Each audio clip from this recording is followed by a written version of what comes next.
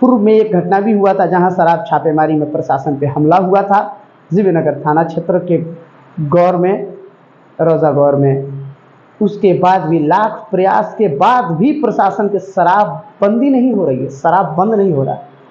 देसी महुआ मीठा शराब बन रहा है, बेचा जा रहा है।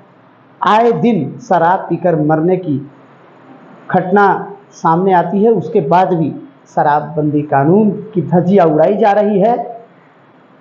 शराबबंदी कानून को लागू तो किया गया मगर धरातल पे दिखा नहीं।